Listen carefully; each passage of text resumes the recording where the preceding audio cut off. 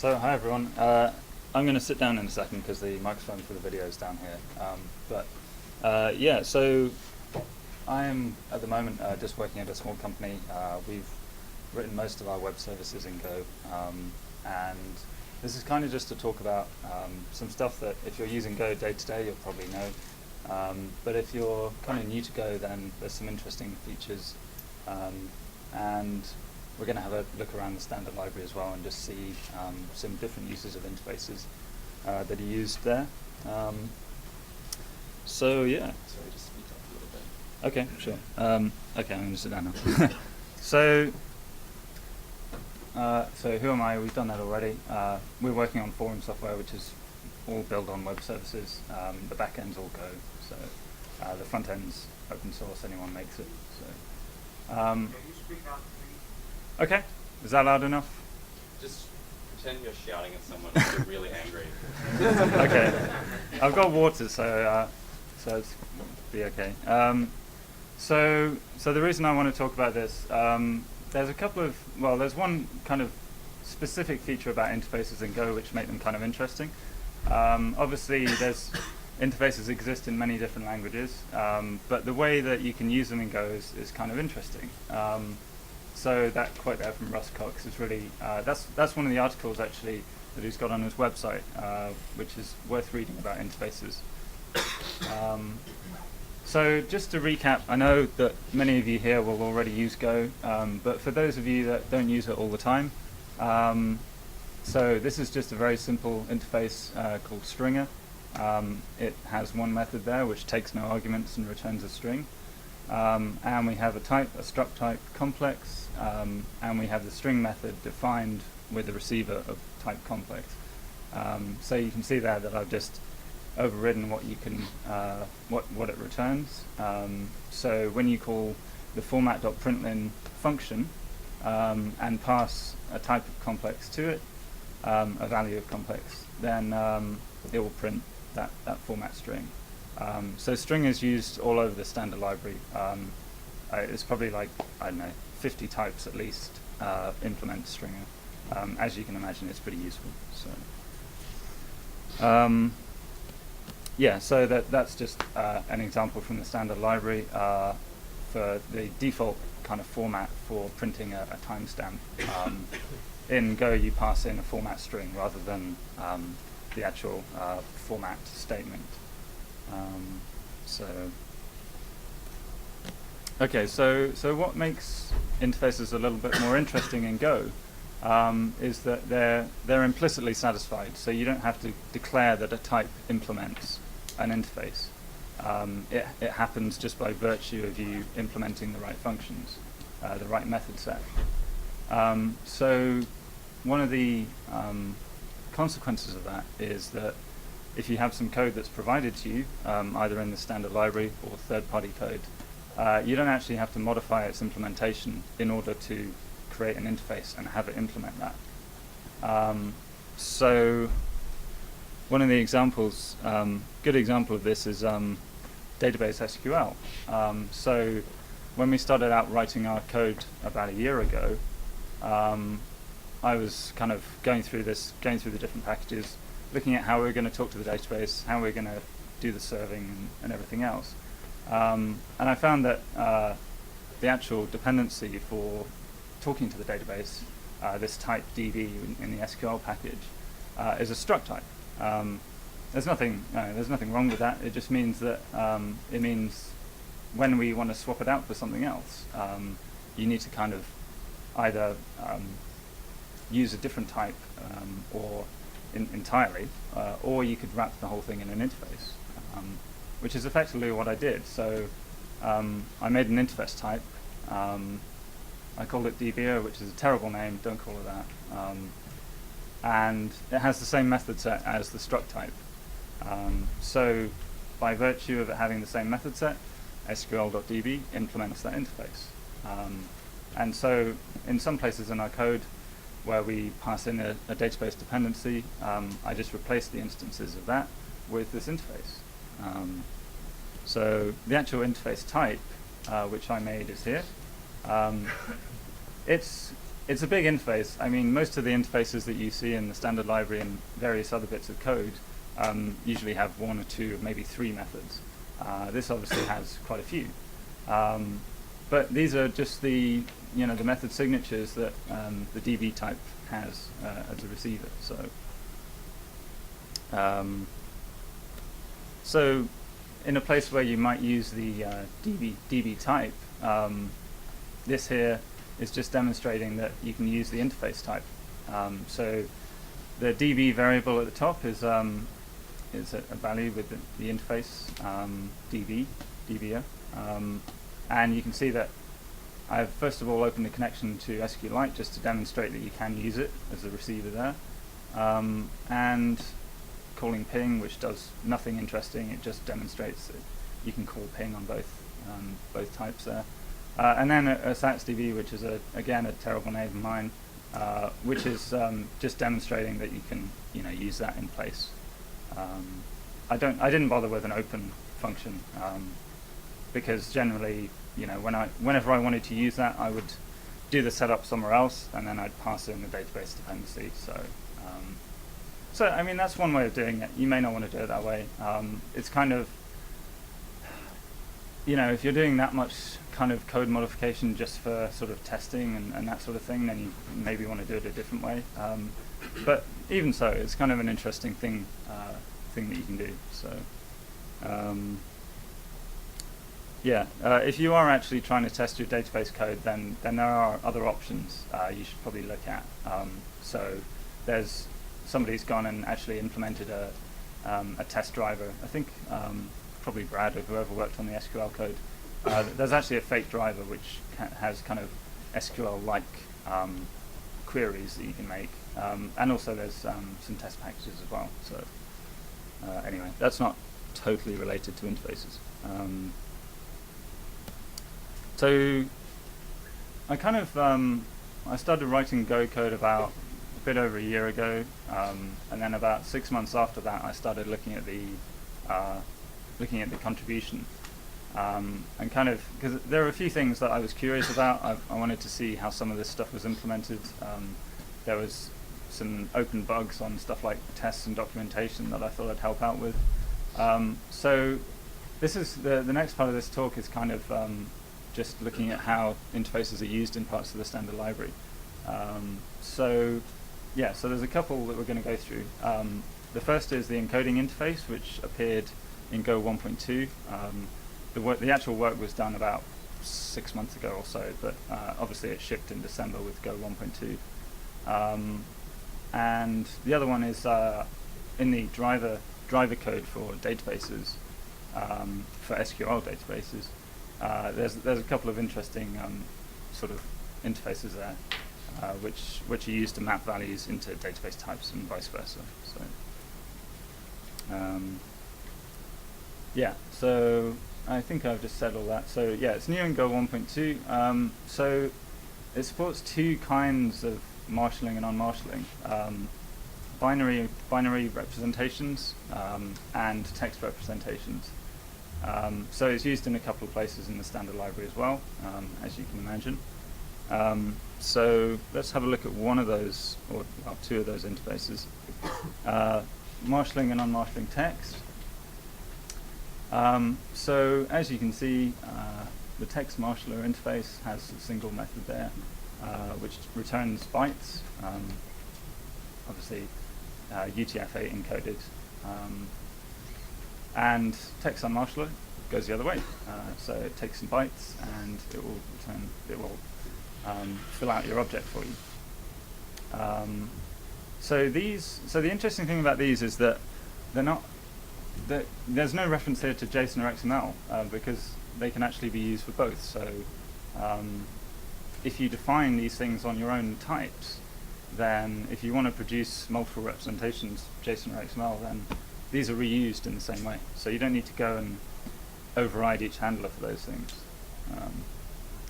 So an example from the standard library, the net.ip implementation of it. So IP is, the type is just an IP address, it's nothing else. So here you can see the Marshall text implementation. it returns some bytes and an error if there was something wrong. So pretty straightforward. And the other way is essentially passing an IP address from a string and filling out the object if there was an error. So the JSON encoding decode will check for these interfaces. I believe the XML marshaller will do that as well. And one that we haven't looked at is the binary marshaller and unmarshaller, which do, as you can imagine, analogous things. And that's used in the GOB encoding. So yeah, so if you want to define custom serializers for your own types, then these are the kinds of things that you can do. I mean, obviously, I've never used a JSON encoder where you couldn't override the marshalling for your own class, but this is kind of a pretty lightweight way to do it. And if it can be reused across multiple representations, then that's even better. So moving on slightly. So I'm not sure how many of you have used the database package, but essentially the Go database SQL package does quite a bit more than in most languages I've used. So it will do stuff like handle connection pools, and also translating some types from database types to Go types. So actually some of that stuff can be done in the driver as well, but the actual connection pooling is done in the Go standard library, not in the database driver that anyone can write. So internally, these two interfaces, scanner and valuer, are essentially, well, as you can see, assigning value from the database driver into a Go type, and the opposite, taking a Go type and going, what do I need to put into the database based on this Go type? So yeah, so those are used all over the place for the various inbuilt types. But this is an example from libpq, which is the Postgres driver for Go. So I'm not sure how many of you have used Postgres or HStore. HStore is basically a key value store in a column. It's a column type. So if you decide that using a classic schema is too restrictive, then you can go ahead and just make a bag of attributes. So as you can see, what this does, to take a HStore type, a struct type, and insert it into the database, it says, well, okay, if there's no map, then just return nil. But if there is a map, then take for each, so range over the whole map, and for each of the keys and values, build up a statement, which is basically a string, key, and then right arrow to value, and append that to the parts. And that's basically the statement that needs to get executed to insert those keys and values. So yeah, I mean, another example I saw of doing this was gzipping data. So you could gzip some column type if you wanted to, and then obviously if you want to use it in Go, then you need to unzip it before you use it. So yeah, so I said about 6 months ago I started digging around the source code and just looking at things in a bit more detail. There's a tool called Go Oracle, which makes a lot of this extremely straightforward. So I'm going to try and do a small demo. I'm not entirely sure how well it's going to work on this screen. If I mirror.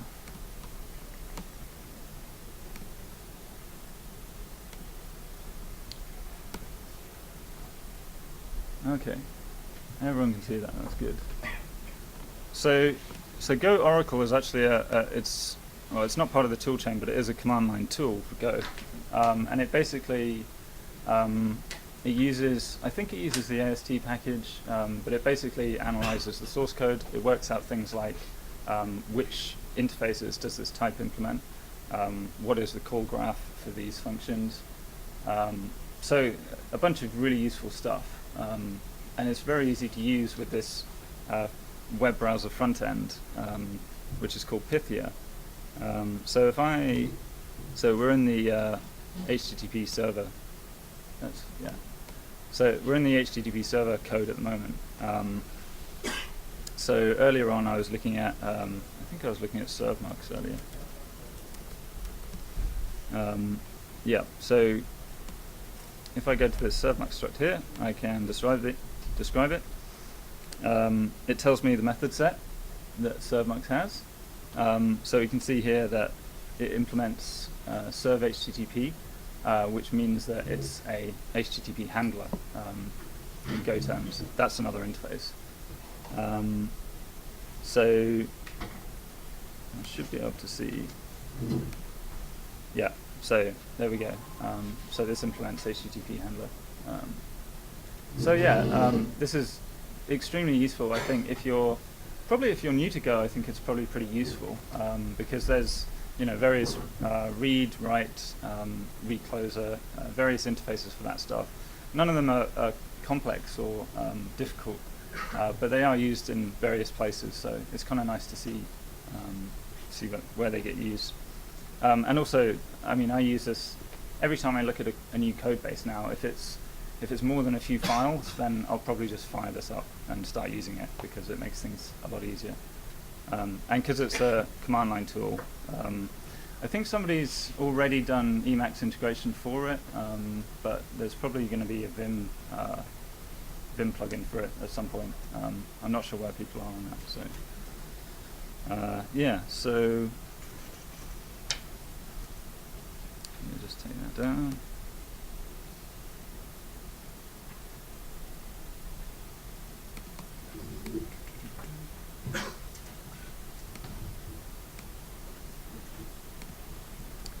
So I think, we've come under time a little bit.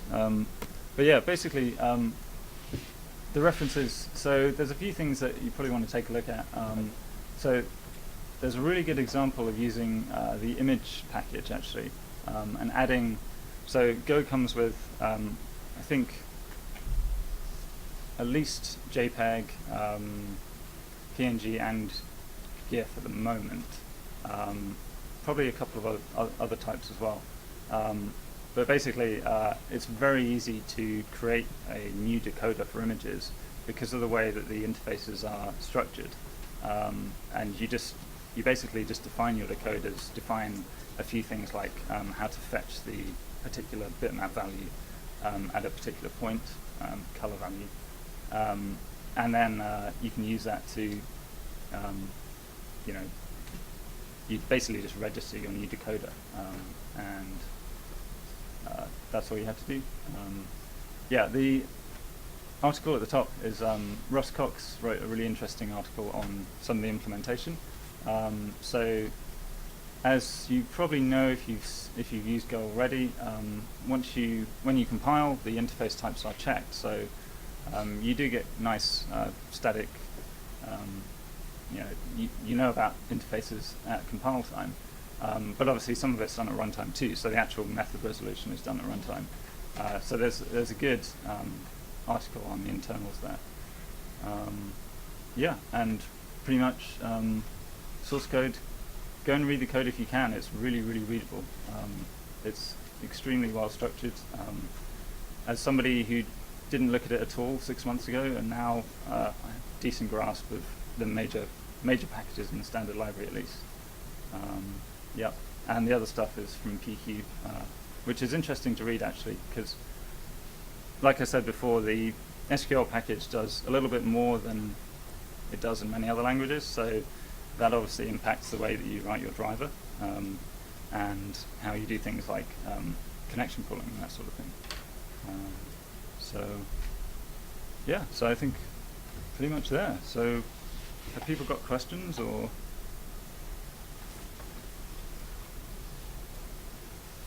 Any questions? Great. Okay. Thank you, Matthew. Cool. Thanks.